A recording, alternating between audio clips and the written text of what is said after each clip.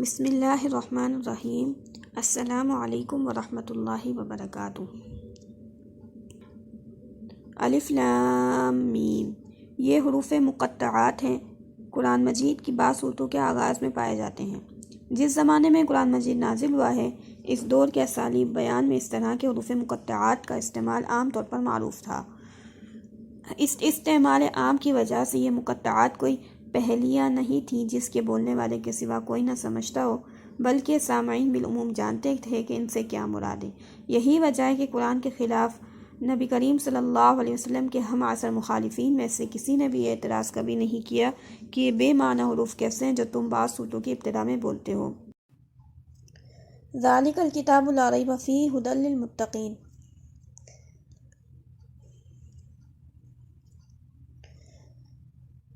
ذالک وہ یا یہ، الکتاب مطلب کتاب ہے، لا مطلب نہیں، ریبہ مطلب کوئی شک، فیہ مطلب اس میں، ھدی ہدایت ہے، للمتقین واسطے ان کے جو متقی ہیں، یعنی یہ اللہ کی کتاب ہے، اس میں کوئی شک نہیں ہے، ہدایت ہے ان پرہیزگاروں کے لیے۔ اس کا ایک سیدھا سیدھا مطلب تو یہ ہے کہ بے شک یہ اللہ کی کتاب ہے، مگر ایک مطلب یہ بھی ہے کہ یہ ایسی کتاب ہے جس میں شک کی کوئی بات نہیں ہے۔ دنیا میں جتنی کتابیں بھی مصنفوں نے لکھی ہیں، وہ اپنے بیانات کے بارے میں شک سے پاک نہیں ہو سکتے، خواہ وہ کتنے ہی یقین کا اظہار کریں، لیکن یہ ایسی کتاب ہے جو سراسر علم حقیقت پر مبنی ہے۔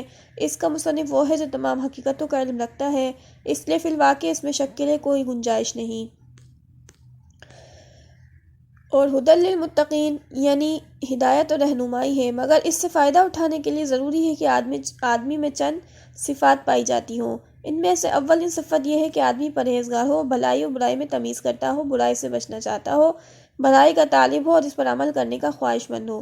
رہے وہ لوگ جو دنیا میں جانوروں کی طرح جیتے ہیں، جنہیں کبھی یہ فکر لاحق نہیں ہوتی کہ جو کچھ کر رہے ہیں صحیح بھی ہے یا نہیں، بس جدھر دنیا چل رہی ہے، جدھر خواہش نفس دھکیل رہی ہے یا جدھر قدم اٹھ رہے ہیں اسی کی طرف چل پڑتے ہیں، تو ایسے لوگوں کے لیے قرآن میں کوئی رہنمائی نہیں ہے۔ الذین یؤمنون بالغیب ویقیمون الصلاۃ ومما رزقناہم ینفقون۔ الذین مطلب جو لوگ، یؤمنون مطلب ایمان لاتے ہیں، بالغیب غیب پر، ویقیمون نماز قائم کرتے ہیں، الصلاۃ ویقیمون مطلب قائم کرتے ہیں، الصلاۃ مطلب نماز، ومما من مطلب سے، اور ما مطلب جو، رزقناہم ہم نے انہیں رزق دیا، اور ینفقون وہ خرچ کرتے ہیں۔ جو غیب پر ایمان لاتے ہیں، نماز قائم کرتے ہیں، جو رزق ہم نے ان کو دیا ہے ان میں سے خرچ کرتے ہیں۔ قرآن سے فائدہ اٹھانے کے لیے دوسری شرائط یہ ہے کہ غیب پر ایمان لانا۔ غیب سے مراد وہ حقیقتیں ہیں جو انسان کے حواس سے پوشیدہ ہیں، کبھی براہ راست عام انسانوں کے تجربے و مشاہدے میں نہیں آتی۔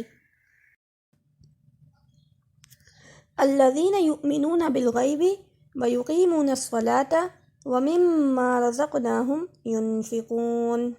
الذین مطلب وہ لوگ، الذین مطلب جو لوگ، یؤمنون مطلب ایمان لاتے ہیں، بالغیب غیب پر، ویقیمون الصلاۃ اور نماز کو قائم کرتے ہیں، ومما من مطلب اور سے، ما مطلب جو، رزقناہم ہم نے انہیں رزق دیا، ینفقون وہ خرچ کرتے ہیں۔ یعنی پورا ترجمہ اس کا یوں ہوگا، جو غیب پر ایمان لاتے ہیں، نماز قائم کرتے ہیں، جو رزق ہم نے ان کو دیا ہے ان میں سے خرچ کرتے ہیں۔ یہ قرآن سے فائدہ اٹھانے کے لیے دوسری شرط ہے۔ پہلی شرط کیا تھی کہ پرہیزگار ہو، اور دوسری شرط اب یہاں کیا بیان فرمائی کہ غیب سے مراد وہ حقیقتیں ہیں جو انسان کے حواس سے پوشیدہ ہیں اور کبھی براہ راست عام انسانوں کے تجربے و مشاہدے میں نہیں آتی، مثلا خدا کی ذات و صفات، ملائکہ، وحی، جنات، جنت، دوزخ وغیرہ۔ ان حقیقتوں کو بغیر دیکھے ماننا اور اس اعتماد پر ماننا کہ نبی ان کی خبر دے رہا ہے، ایمان بالغیب ہے۔ آیت کا مطلب یہ ہے کہ جو شخص ان غیر محسوس حقیقتوں کو ماننے کے لیے تیار ہوں، صرف وہی قرآن کی رہنمائی سے فائدہ اٹھا سکتا ہے۔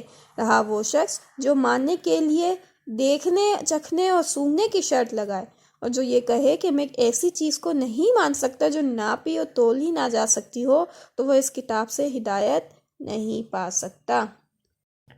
والذین یؤمنون بما انزل الیک وما انزل من قبلک وبالآخرۃ ھم یوقنون۔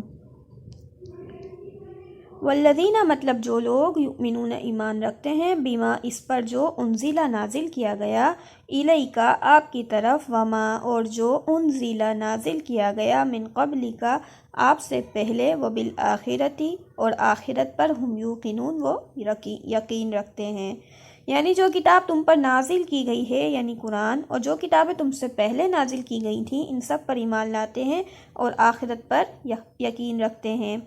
یہ 5ویں شرط ہے کہ آدمی ان تمام کتابوں کو برحق تسلیم کرے جو وحی کے ذریعے سے خدا نے محمد صلی اللہ علیہ وسلم اور ان سے پہلے کے انبیاء پر مختلف زبانوں اور ملکوں میں نازل کی۔